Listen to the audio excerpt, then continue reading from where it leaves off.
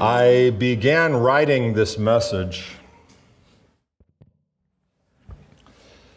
and I thought to myself, can these people honestly handle another message about the mountain?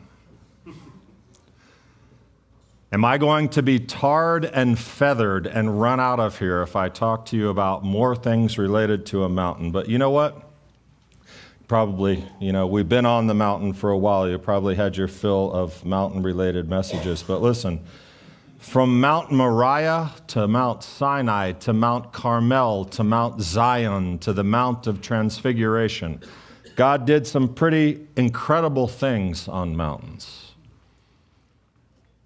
And today, as we stand together on our final mountain of this season of messages, I know that we've done some work together. We've climbed, we've ascended through Rosh Hashanah, through Yom Kippur, and now we're sitting in these final days of the festival cycle, in these days of Sukkot, embraced by the Sukkah, embraced by the beauty and the rest and the joy that comes after the holidays. It's restoration, it's recovery, it's refreshing.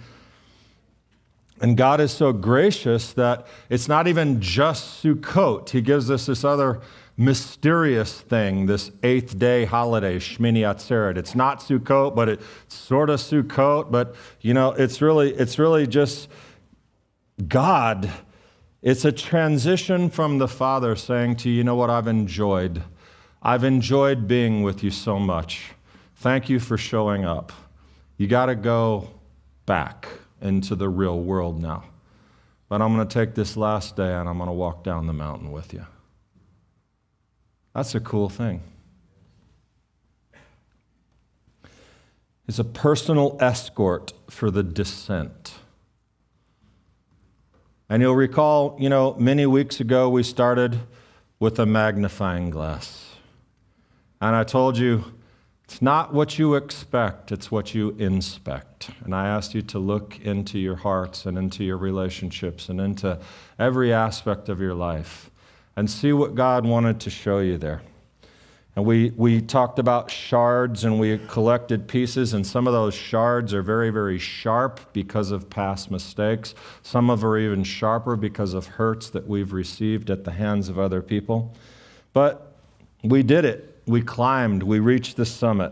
Yom Kippur is a very heavy mountain moment. And then Sukkot and Shmini Atzeret and Simchat Torah, these are beautiful and light mountaintop experiences. But with all that said, and knowing that the mountaintop is not forever, the question is, what will we carry down with us? What are you going to take down with you? Because it's soon time to go down after all this. And I found the answer so beautifully stated that I had to share it with you. In not a Bible verse and not a rabbinic source, but from a French poet and mountaineer of all things, who tied all things together. His name is René Daumal. He's very weird. Don't even look him up. But when I read this, it just did it. Regardless of René, I knew that whatever he wrote was from God for us right now. And here's what he wrote. What is above knows what is below, but what is below does not know what is above. One climbs, one sees, one descends, one no longer sees, but one has seen. There is an art of conducting oneself in the lower regions by the memory of what one saw higher up. When one can no longer see, one can still know. Oh man, I love that. Gosh, I love that. Just sit there with this idea of there is an art of conducting oneself in the lower regions by the memory of what you saw when you were on high. It's such a beautiful encapsulation of what we must take down from here. What we must take from here to there, out there. It's exactly what we've been doing on the mountain. I told you, right? I told you, you can beg someone desperately in need of being able to have a new mountain perspective. You can beg them, come up here, see, it's better. You'll never be the same. You'll be changed forever, but until they make their own journey, they cannot see it. That is to say, one cannot see from below. The seeing must be personal. The journey must be yours. And what have we seen? I hope we've seen ourselves as we truly are in the work with God, not just broken parts, but potential, incredible God-given potential to see ourselves as the garden of God. Planted seeds. We've worked on correcting errors, yes, but maybe more importantly, we've glimpsed who we need to become. Not what's broken, but what the potential ahead looks like. The potential down there. You remember this? I showed you this on Yom Kippur. You remember this at the end of Yom Kippur? The blood-stained white linen tunic of the high priest, not for real, but what he did at Yom Kippur and what he did when it was done. He folded it up and he left it there. The completed work, and I asked you, why would we ever put that back on again? We don't need to.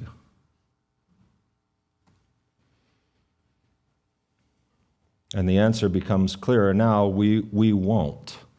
We will take the memory of what it means and the power of examination and what we discovered about ourselves when we took it off. One descends, one sees no longer, but one has seen. That's what I wanted most for you up here on the mountain.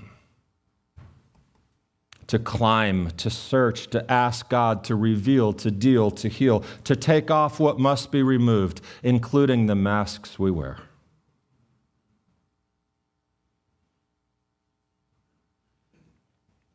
And now to be driven by this beautiful idea that there is an art of conducting oneself down here by the memory of what we saw.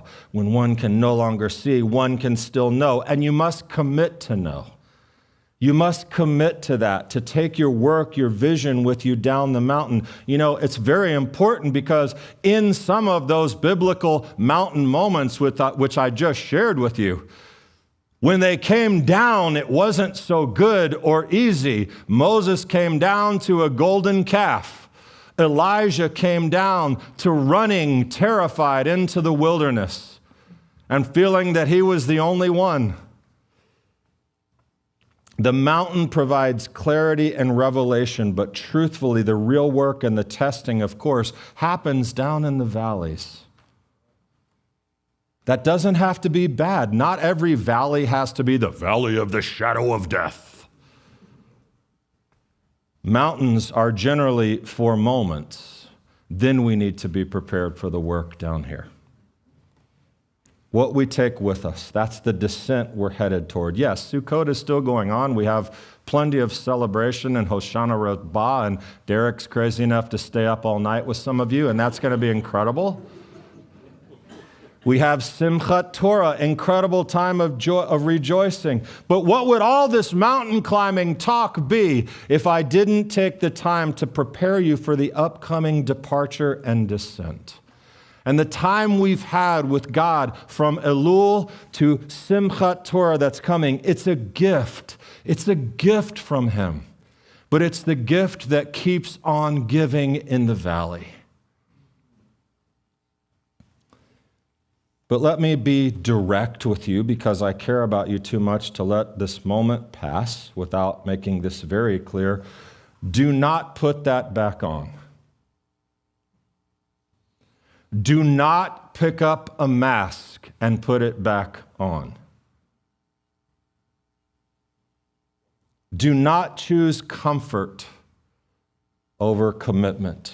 And the greatest mistake we can make now is to allow our mountain moment to become just another fleeting religious memory. The greatest mistake. I'm aware of human nature. I understand how emotions work. I'm very dramatic and emotional myself. When we're riding the heights and everything feels good and we're inspired and unconquerable and we say, I'm gonna do it. I can do it. I can do anything, change anything, become anything. But we've climbed enough mountains in our lives, I'm certain to know what so easily comes next. You go down. You go down the mountain and the valley fog rolls in and the daily grind resumes. And it becomes just a memory. All the revelations, the commitments, the promises that we made to ourselves, to God, to others, either verbally or in our own minds, that we would be better, they are fogged away. And they feel like, what was that? That's why Domal's words are so beautifully and so critical. It's an art because it requires practice. It requires intention. It requires discipline. The memory alone is not enough. We must actively conduct ourselves by it. And I also know very well, I've said it many times through the course of our series here, 30 days or 40 days or 50 days, it's a wonderful amount of time. It's a great start to making meaningful change in your life. But it's not enough. You got to get started and you got to keep going.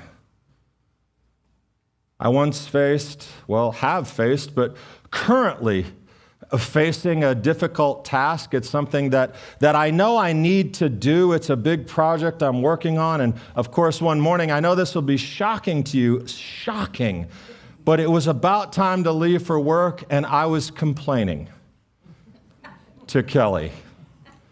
It was the one time ever that I did this. And I was complaining about it, and I said, how am I going to do that? I'm so busy. I have all these other commitments. It's going to be hard. What if it doesn't work? I don't really even want to do it, I don't think. But how am I going to find time? And she just gave me the look that she gives me, which is full of love with a little bit of frustration and patience behind it, because it's necessary. And she said, Damian, just do it. Just get started. Just commit. Commit 1 year. Commit 1 year of your life to this thing. And I guarantee you, she said, on the other side of a year, you will look back and you will be so much further along. And you will not even remember why you didn't get started.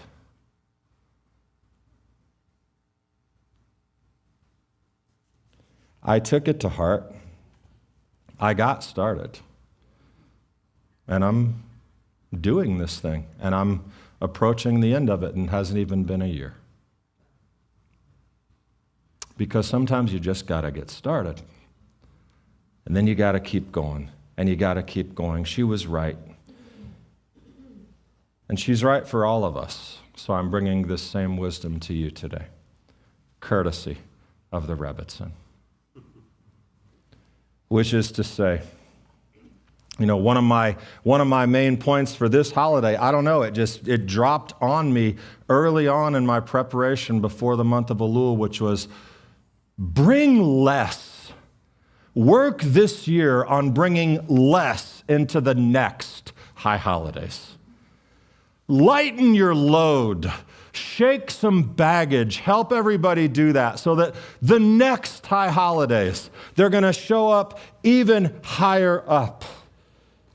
One thing you lay down, one thing that you pick up to be the person that you need to be. And here's the thing.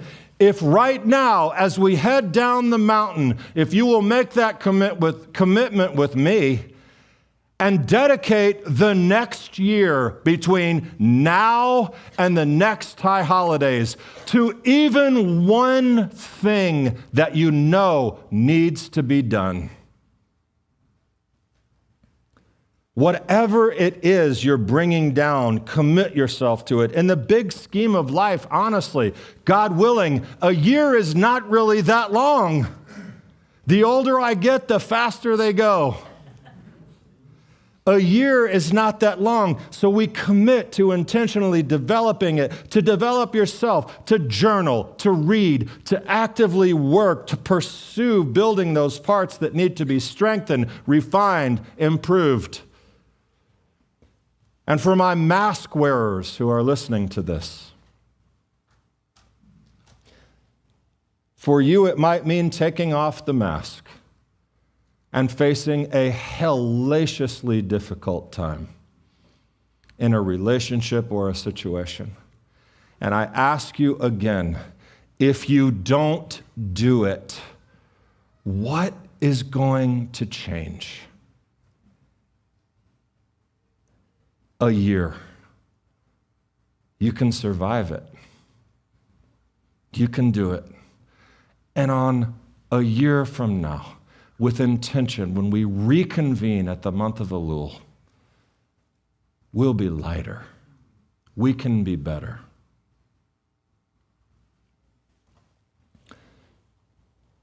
We commit to the hard work in the valley. So, here's the thing. There will be all kinds of difficulties that you are going to face down the mountain. I'm telling you the truth. This is life. I learned this from somebody I love very, very much. His name was Yeshua. And he said, this life has difficulties. That's what he said. It's the truth. And there are people, even when you can no longer see the beauty and the peace of the mountain because of trials and bills and difficulty, you take what you saw with you and you try to claim it. You can still know. There are many, many people in this room and more online who faced incredibly difficult things and are walking further and faster and lighter because of it. You say, well, what did I actually see up there? I mean, he makes a big deal about this. Like, what was it? Listen, if you're someone who feels like you barely made it up the mountain, it's okay. Don't disqualify yourself. You might think, nothing, well, okay, this one little thing, and I slipped going up the mountain and my mind wandered all over the place. It's okay. I'm telling you as your rabbi and your friend that God receives the little bit you feel and he's able to take it and give you more and elevate that and help you. Small practices, small things done with love is much more powerful than 100 promises you made and forgot. The sages taught that God wanted Israel. He wanted to grant Israel merit. So he gave all of these commandments, all of these, so many as a matter of fact, so many that every single person has the chance to find at least one that resonates with them. And once they have that, they can fulfill that with love and devotion, and one mitzvah leads to another mitzvah. It can be a spiritual gateway, but the same thing needs to apply to our descent. You remember when I talked about Rabbi Nachman and Rabbi Nachman's Nekuda Tova, one good point. Find one good point and then find another one and then find another one. That's active work. That takes persistence and commitment. That's not some fleeting memory of a good emotional moment you had somewhere. That's enough to start. That's your gateway. So listen, I'll share this very quick personal thing, something that I know I needed to see on the mountain. As I told you so many times, for me, it wasn't in prayer. It wasn't in reading the books. It wasn't in preparing these messages. Well, it sort of was. It was the story that I heard on the Bridge Builders Forum podcast that Ryan did with Mendel Kalmanson. When he was telling the story of the Rebbe 𝐟𝐸𝐵, and I'll share it because not everyone probably listened to that podcast, but there was a guy who went to Crown Heights, and he really wanted to speak with the Rebbe, but they said it's impossible. His schedule is, there's no way. And he said, is there any opportunity? And they said, well, he leaves early in the morning. There's a 5-second walk from his front door to his car. You might be able to catch him there. And so this guy went the next morning, and he parked there, and when the Rebbe came out, politely went and asked him, excuse me, can I just ask one thing? And the Rebbe stopped and didn't give him 5 seconds. They had a 10-minute conversation. And it was so incredibly inspiring to the young man. And then as the Rebbe got in his car and walked off and drove off, 2 yeshiva students, school students who were part of the academy, came over. They were across the street. They came over and they scolded this young man. And they said, what is the matter with you? Why would you disrespect him like that by taking his time when he's trying to get somewhere to do what he needs to do? And the man was devastated. He felt absolutely terrible. And so when he got his mind about him, he wrote a letter to the Rebbe. And the Rebbe, he apologized. He said, I'm so sorry to have disrespected you like that. And the Rebbe wrote him a letter, which he was very, very, very well known for doing and writing life-changing letters. And here's what he said. First of all, those 2 yeshiva students were standing over there during school hours. They should have been in class. So pay them no mind. And for me, for the time that I gave you, he said, our souls are created for a purpose on this earth. And that purpose may involve affecting only one life. And then he said these words, and I don't know why it just breaks me, but he said, perhaps you are the one. And I needed to hear that, and I'm taking it with me. Because I do live in a very busy world, and I have a lot of things all the time, and people, and people, and people, and it's so easy to say, oh, God, I can't do it. I'm just maxed, God, please. Perhaps you are the one. Perhaps you are the one. That's something I saw on the mountain, and I'm bringing it with me. And if that's the only thing I bring, so what's the one thing? What's one thing you bring?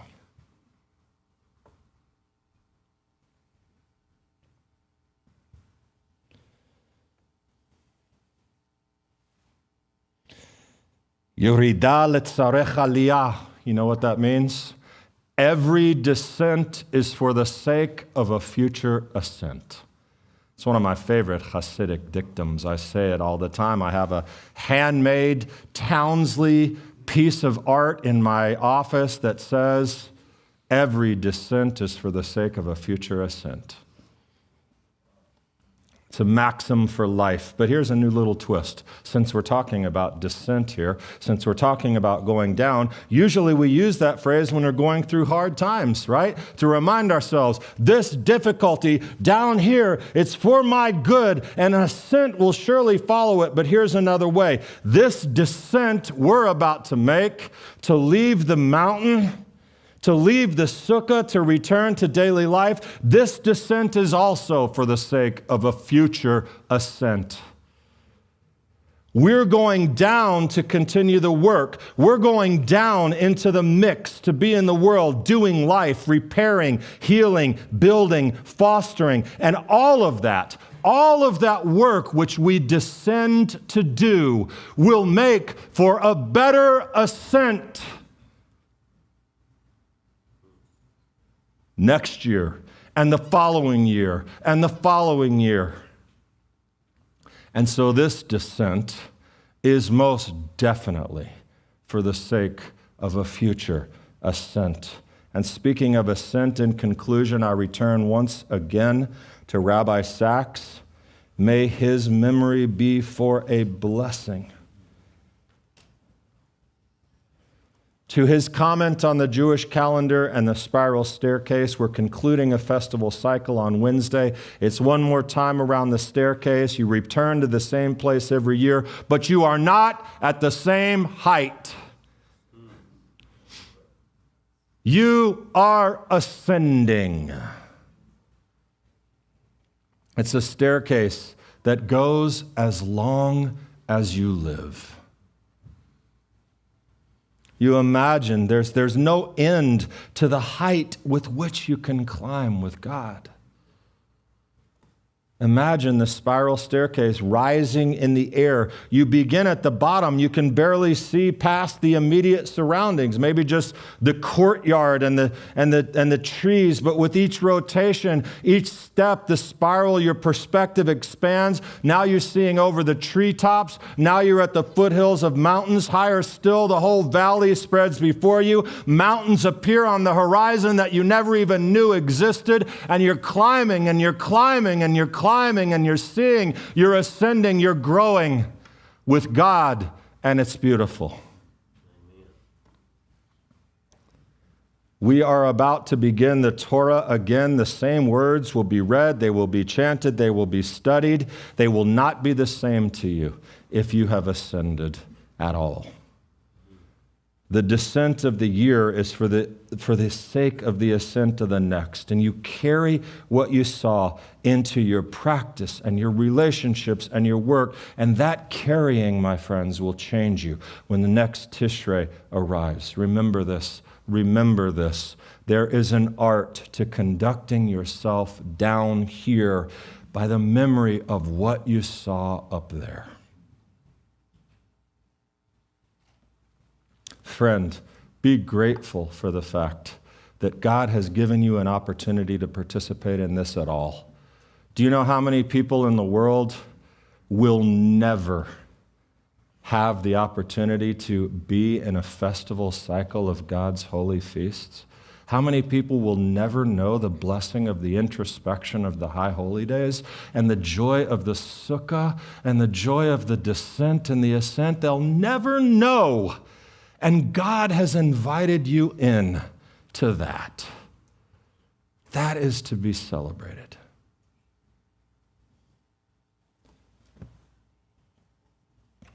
You have not missed it. You have been here. You have been part of something special. No matter if you can't consciously say, wow, I've been radically changed. Your soul has been fed.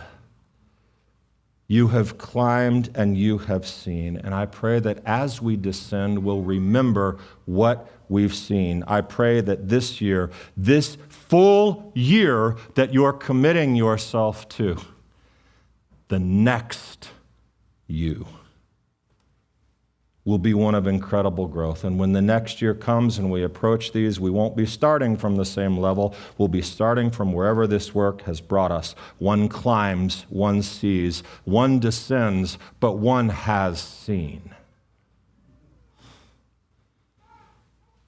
Don't forget. Take it with you. And there is an art, a beautiful, sacred art of how you will conduct yourself out there by the memory of what you had up there. And may God help you master that art. May God be with you. May your descent prepare you for an even more glorious ascent. Chag Sameach, my friends, I will see you at the bottom of the mountain. Shabbat Shalom. I'm Darren with Shalom Macon. If you enjoyed this teaching, I want to ask you to take the next step. Start by making sure you're subscribed to our channel. Next, make sure you hit the like button on this video so that others know it's worth their time to watch. Last, head over to our website to learn more about Shalom Macon, explore other teachings and events, and if you're so inclined, contribute to the work that we're doing to further the kingdom. Thanks for watching and connecting with Shalom Macon.